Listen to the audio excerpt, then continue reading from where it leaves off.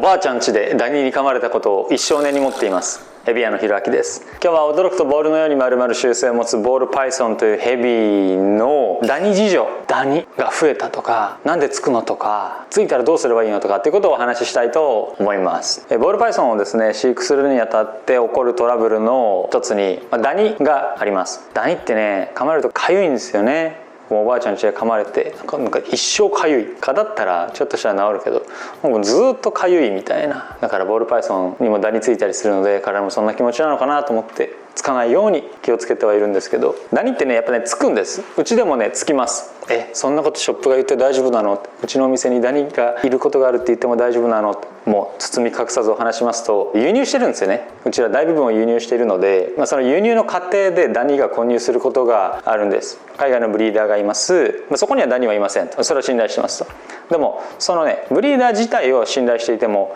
経路はね信頼できないんですよね。ブリーダーが発送業者のところに送る。でこの発送業者はいろんな種類の生き物を扱ってたりするので、そこで移る可能性があるでしょ。でその発送業者が飛行機に送る。でその飛行機はいろんな生き物が乗ってるから、ダニがこうテンテンテンテンテンって移動する可能性があるわけでしょ。飛行機が成田空港とかに到着しました。動物室に入ります。そういうところでテンテンテンテンって移る可能性があるわけです。でその空港に取りに行って、ボールパイソンを取りに行って持って帰ってきた時に 100% いないって言い切れないんですね。どこで何が起こるかわからない。そして実際についてたりするんですよ。だから僕たちはですね輸入をした時に全ての生態にもうダニがついている可能性がある。ダニがいる体で、トリートメントといってそのダニ撲滅作戦をやっています。この子もね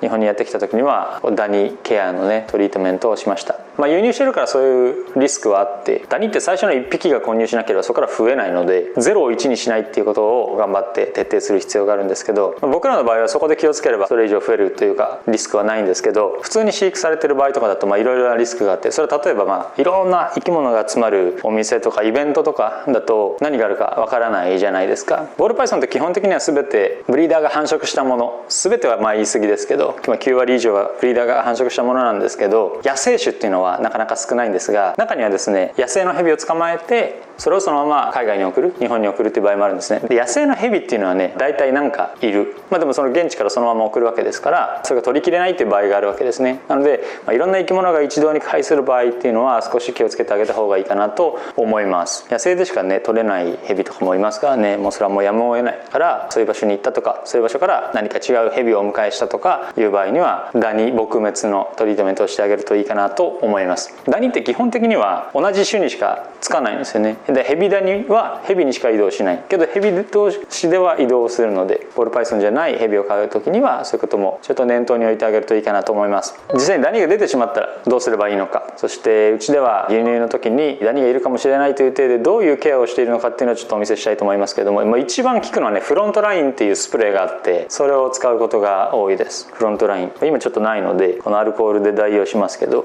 これペットシーツ、保水力が高くて紙として丈夫なので普通のキッチンペーパーとかを使うよりいいかなと思ってこれを使っていますけど、これはアルコールなんですけど、フロントラインだとしてこう吹きかける、こんな感じで吹きかけます。でフロントラインってアルコールの一種で薄めてあるんですね。でもうそのアルコールはヘビに嗅がせると良くないので、アルコールをこうちゃんと飛ばしてあげる。はいっつってここ嗅いで、なんかアルコールの匂いするなってなったらまだちょっと早いです。アルコールの成分が飛んでもフロントラインの成分であるフィプロニルっていうのはまだ残っているので、それだけでいい。アルコールをこう飛ばします。こうなんかね推しのライブを応援している時のような感じで完全に飛ばしてあげる。そしたらこうヘビを拭いていってあげるわけですが、実際にねこうなんかやっちゃうとストレスになっちゃうから、本日は当店で最もヘビしいものを探した結果、こちらのマイクがヘビっぽいんじゃないかということで初期に配信で使ってたやつですね。今は胸元のマイクを使いますけど、これがヘビだとして、そしたらもう頭からねこう拭いてってあげる感じ、こうやってこういう感じではーいって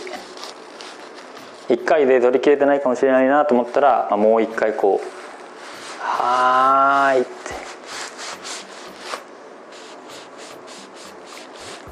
こうやってあげると、もう大体ほとんど全てのダニは終わります。死に絶えます。強いんですよね。そんな簡単に取れちゃうの？って思うと思うんですけど、もうそれぐらいで大丈夫で、これを輸入の時には100匹いたら100匹全部にやるのでちょっと大変なんですけど、イベントでお迎えされたとかの時に念のためやるなら、こんな感じでやったらいいと思います。あとは、実際に何かしらの理由でダニが発生してしまった場合には Amazon で買えますから、 Amazon でスプレーのフロントラインを買って、青いこんくらいのスプレーなので3000円ぐらいかな、こうやってやってあげると良いと思います。でこれで大体のダニは死ぬんですけど、ダニって卵を産むんですね。で卵は強くて卵は取りきれない、1回では。で卵って大体1週間で孵化するので、1回やって成虫のダニを全部落としたら1週間後に念のため卵がいたら1週間ぐらいで帰るから、帰った前提でもう1回こうやってやってあげると大体大丈夫かなと思います。ダニが出たんですけどどうすればいいですかとかご質問いただくことがありますけれども、こんな感じ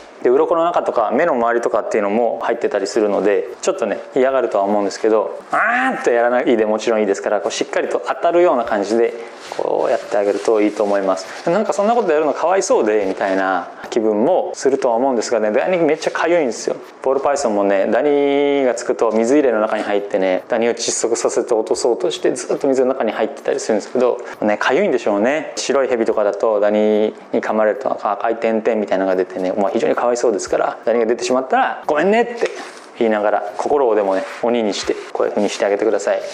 でそのフィプロニルっていう殺虫成分がボールパイソンに対して有害なのか有害じゃないのかっていうのはですね、フィプロニルは、いろんなゴキブリホイホイとかブラックキャップとかいろんなものに使われる代表的な殺虫成分なんですけど、脊椎動物には効かない、主には昆虫に効いて脊椎動物には効かないっていうエビデンスがあるので大丈夫だと言われています。有害成分というか薬効成分をキャッチしたり吸収する受容体がヘビにはないと言われているので、エビデンスとしては大丈夫と言われています。今日は驚くとボールのように丸々習性を持つボールパイソンというヘビにダニが湧いてしまったらどうすればいいの、そしてどんな時にダニが発生するリスクがあるのというお話をしました。